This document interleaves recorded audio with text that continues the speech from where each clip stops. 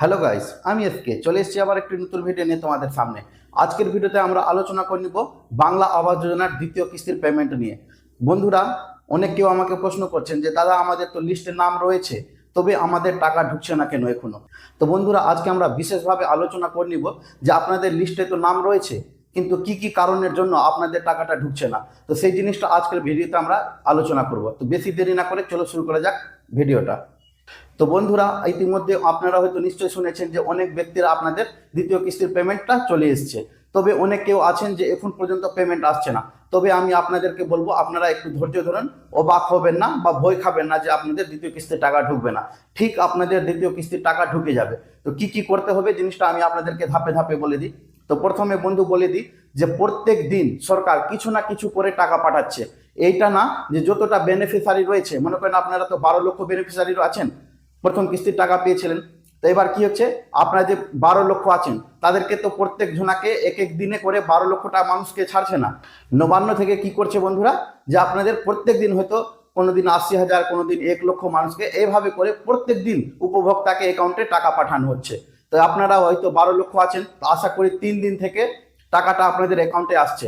তারপরে কি করছে, প্রত্যেক দিন 1 লক্ষ করে উপভোক্তাকে প্রত্যেক দিন টাকা পাঠানো হবে বন্ধুরা। এবার তারপরেও যদি আপনাদের বেশি লেট হতে শুরু করে, মনে করেন যে 1 সপ্তাহ হয়ে গেছে আপনাদের টাকা আসছে না, আপনাদের গ্রামের লোকেদের চলে এসছে, তখন আপনাদেরকে কিন্তু একটা ব্যবস্থা নিতে হবে। সেই ব্যবস্থাটা বলে দিচ্ছি বন্ধুরা। আপনারা কি করবেন, সরাসরি পঞ্চায়েতে যাবেন।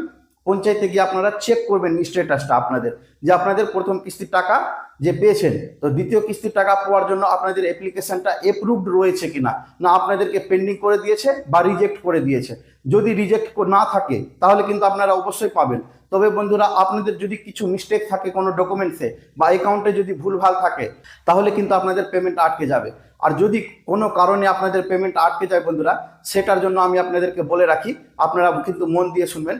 আপনারা কি করবেন, আপনারা চলে যাবেন আপনাদের কাছাকাছি ট্রেজারি অফিসে, যেখান থেকে আপনাদের লক্ষ্মী ভাণ্ডারের টাকা, ভাতার টাকা রিলিজ করা হয়, সেই অফিসে গিয়ে আপনারা কি করবেন, আপনাদের সমস্ত কাগজ নিয়ে যাবেন, যেমন আধার কার্ড, ভোটার কার্ড, ব্যাংকের বই তো অবশ্যই নিয়ে যাবেন, এবং যতগুলো আইডি রয়েছে রেশন কার্ড পর্যন্ত, এগুলো নিয়ে গিয়ে আপনারা ভেরিফাই করাবেন যে আপনাদের সব কিছু ঠিকঠাক আছে কিনা।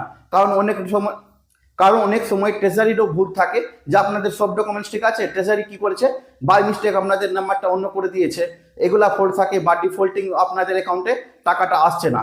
তাহলে ওরা কি করবে, নিজের ভুল এবং আপনাদের ভুল দুটাই সমাধান করার চেষ্টা করবে, দেখবে যে কোথায় ভুল রয়েছে। এই ভুলের সমাধান পেলেই আপনাদের আবার 2 থেকে 3 দিনের মধ্যে আপনাদের অ্যাকাউন্টে টাকাটা চলে আসবে। এরপরেও যদি আপনাদের দ্বিতীয় কিস্তির টাকা পেতে অসুবিধা হয় বন্ধুরা, তাহলে আপনারা আমাকে সরাসরি কমেন্ট করতে পারেন।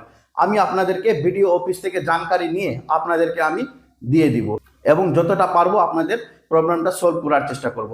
তো ধন্যবাদ বন্ধুরা ভিডিওটা দেখার জন্য। যদি ভিডিওটা ভালো লেগে থাকে তাহলে আমার চ্যানেলটিকে এক্ষুনি সাবস্ক্রাইব করে দিন, কারণ এরকম সরকারি প্রকল্পের ভিডিও আমি বানাতেই থাকি। ধন্যবাদ।